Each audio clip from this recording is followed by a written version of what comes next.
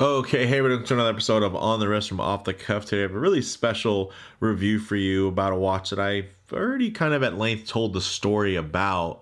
But I did want to do of course, my dedicated standard review for this watch because, I think it deserves that as well. So, but if you're interested in kind of the background story about this watch being kind of a forgotten grail, and then how I acquired it, definitely check the channel history for that. A bit more storytelling, me in front of the camera, just being really giddy about the watch for a few minutes. But this is going to be really more, again, focused review. So a little bit about Seiko. They were founded back in 1881. They're Japanese in origin and now have factories throughout Asia. They cover all market segments from entry level to high end. And this is an example of their high end division, Grand Seiko, which was founded in 1960. In terms of the type of watch, I'd consider this an everyday dress watch. Some key common characteristics and design language. When you're looking for something like this, of course, clean, classic, minimalist design, and of course, something that's sensibly sized. This is the Grand Seiko SBGR017, and it's out of their sport collection. And yeah, that's where it kind of covers that everyday side, but it doesn't have lume, so it is definitely on the dressier side, especially when you consider that very uniquely textured dial there, which is meant to look like a bit of a hex pattern within white carbon fiber. And then also you're getting all these ornate little details in terms of the finishing. I mean, this thing is finished to such a high luxury level. It's very, very impressive, even though that, of course, this watch is from the early 2000s, guys.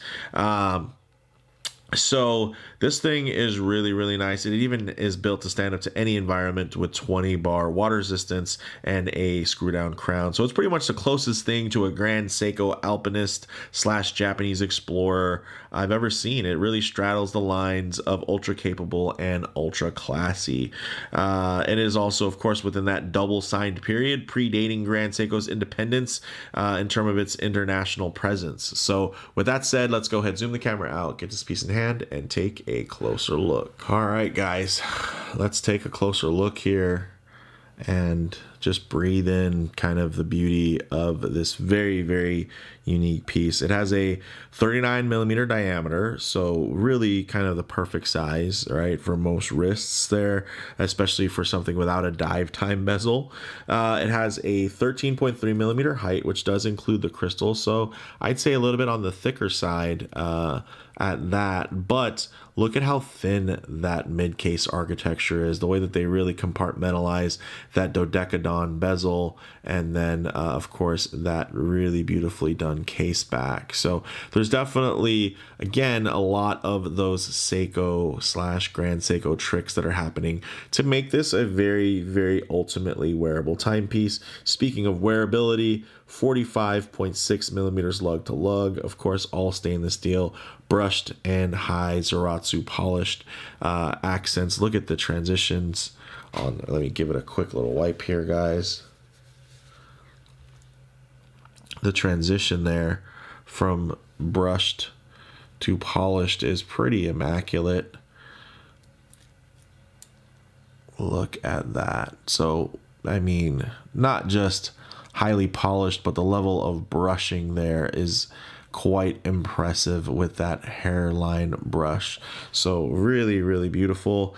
And then we get to, of course, that sapphire, which is dual curved, and it does have an AR coating, so it is very clear. One of the best AR coatings in the business when it comes to Seiko's super clear AR coat.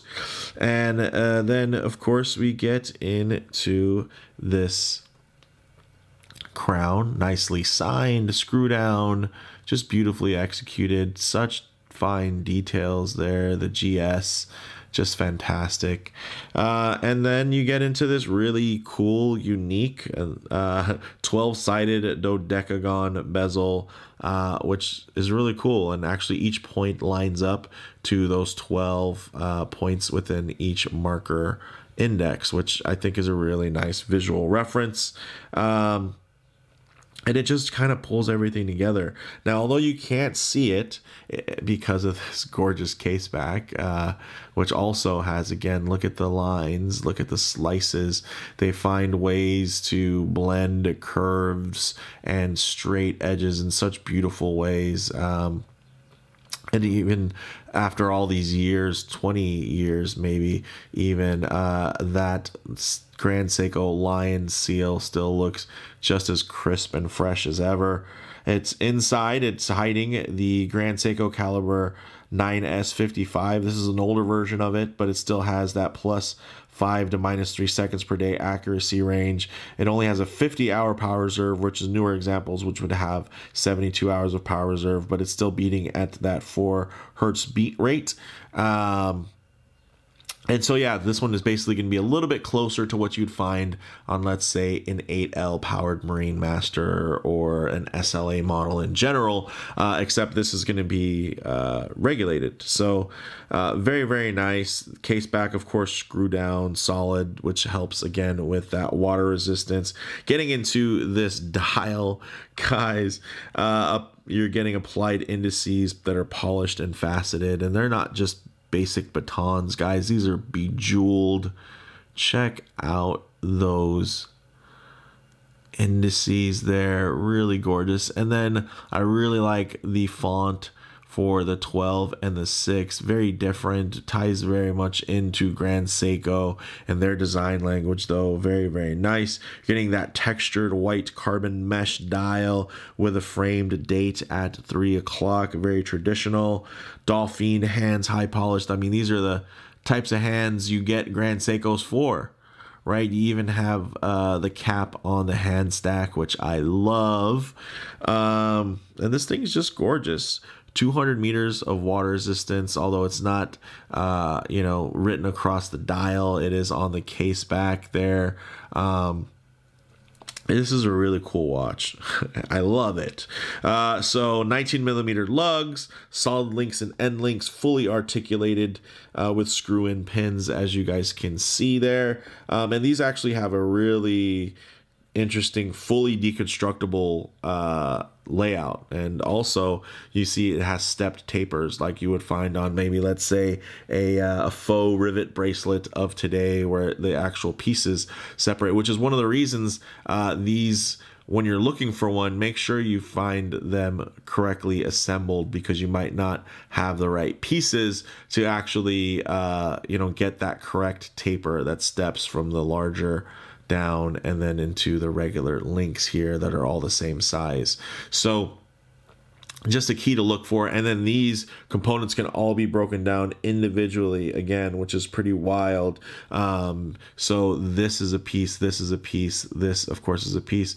This is actually 3 pieces, because you're getting the nut sleeve, and then there's actually a screw pin that goes across with 2 screws on each side. And then there's also pins that fit across here that can actually all be removed and broken down. So not that you'd want to break it down, but you can if you want to do some really intense maintenance on there. Or of course, if you purchase one of these and they're not put together correctly, and let's say you have this end fitted with this end on another side, it just looks kind of wonky, that's something that you can fix as long as you have the right pieces.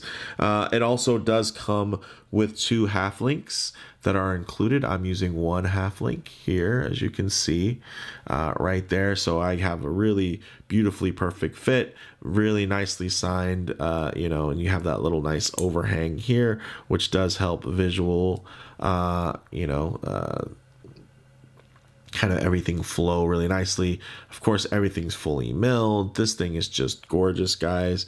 I mean, even the screws themselves are freaking nice. Look at that. Also, the bevels on here, there are levels to the bevel game, and Grand Seiko really took it up a huge notch on here. So again, if you do want to hear more about the story about this watch and the kind of background of it, definitely check out that other video. But with that said, let's actually get this piece on wrist and see how it wears. Okay guys, as you can see on my 7.5-inch wrist, this just wears perfectly. I mean, this is what I love. It's just, again, as much as I collect other watches, micro brands, even Seikos, I have a lot of Alpinists, and a lot of it has to do with those proportions, and this just captures those Alpinist proportions just perfectly, and then also the capabilities, and then it turns up the details, right, to an 11. So that's really just fantastic. And of course, if I get my wrist a little too close to the camera there, you're going to get some lens distortion, which might make the watch seem a little bit larger than it is in the way that it's laying on the wrist. So what I'll do is I'll just tighten the shot up here so we can get a nice tidy look at those details with just a little bit of a truer aspect ratio to see how it lays on the wrist, which is fantastic. I mean, this thing is just gorgeous. Could it be thinner? Sure, but do I need it to be thinner? No, not at all. It just lays, and it's just, it feels right. And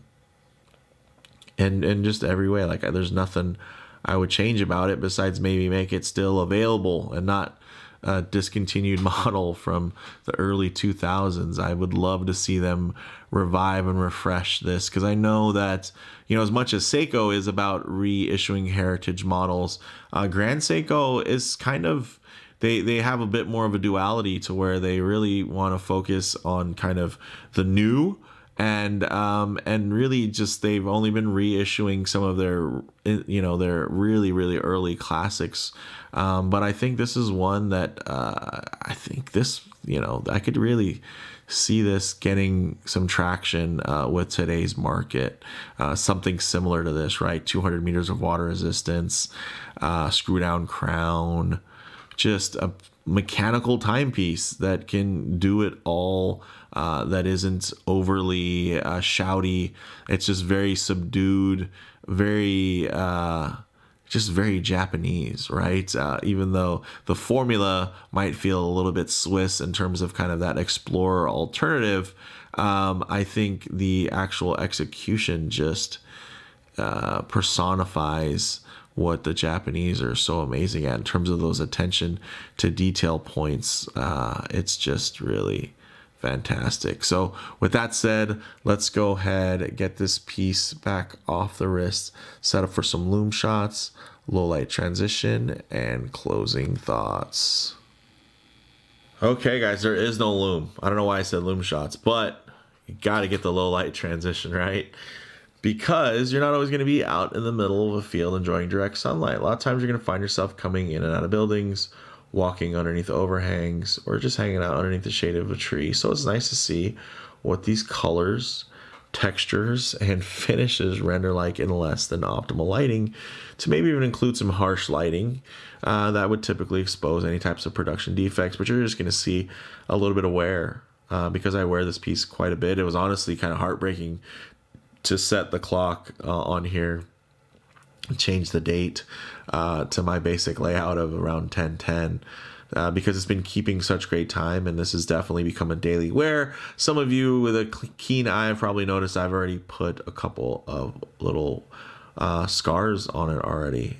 It was a very pristine example when I was able to purchase it from Belmont Watches, so big shout out to them. They're amazing. And again, if you want the full story about this watch, some of the legends, some of the lore, definitely check out that video. I'll leave a link there. But this thing is just gorgeous, guys. The way it plays with the light, how uniform the light just glides off of that hairline luxury level brushing, and then of course the deep luster of that Zaratsu, you know, distortion free tin plate polishing. It's just insane. And then all of the facets on the dial, the indices, the way that they're playing with the light, reflecting darkness, capturing light in different ways. It's just really fun. And this is just a really special piece to me. It's one that I searched for and kind of gave up on, and you know, through great circumstances, it returned back into my life, and in the most amazing example that I've ever seen. So closing thoughts, guys, on the wrist, this thing just wears perfectly. The thickness is well hidden due to Seiko's signature ergonomically friendly grammar of design. In terms of model variants, there was actually a black dial model when it was first introduced, so those are out there looking very cool. I prefer the white dial model because with the black dial, I think the weave does look more like carbon fiber, and I wouldn't necessarily want a carbon fiber dial in a watch like this style. I do enjoy carbon fiber, but I think that weave is definitely a little bit more sporty. I think the weave pattern with the white, it just creates a fun, again, it's just within that Grand Seiko snowflake kind of legendary terminology. There's just a certain iridescence that it hits with all those different levels of the engraving that are on the dial. It's just pretty fantastic. So in terms of comparable models, this is definitely a premium Japanese alternative to the Rolex Explorer 1. It fits that to a T. I mean, it just with even more water resistance. One thing you could say is, okay, it doesn't have any lume, which is kind of a bummer, but at the same time, this thing looks fantastic, and even you guys saw transitional lighting, it's still very, very legible thanks to the white dial. And then, of course, all the crazy facets that are all over these indices and the handsets and everything. It just stays very, very crisp to the eye. And then it's also Grand Seiko's take on the Alpinist. So it's just like, it's right there, like things that I love. Like this just hits that intersection, and I just appreciate that. So bottom line, I love this watch. It's a 2000s era styling, kind of exercise that still feels fresh and leans more on, I think, becoming classic over the years versus feeling dated. I think we'll look back on this. I mean, I'm already looking back on it thinking, wow, this is like a snapshot, a moment in time of an exciting time within Grand Seiko's history. And I think will be appreciated more and more over the years, especially as they continue to expand on their grammar of design. Then you have an even more in-depth and rich catalog to look back on and draw from. I would love, again, to see them really put out an adventure kind of dressy watch. Maybe we just add some lume to it, and then, just kind of perfect the perfection that is here, and yeah, just take it to the next level. So with that said, let me know what you guys think in the comments below. If you like the video, please do a like, and if you haven't already, please subscribe for more content just like this. Thanks, guys.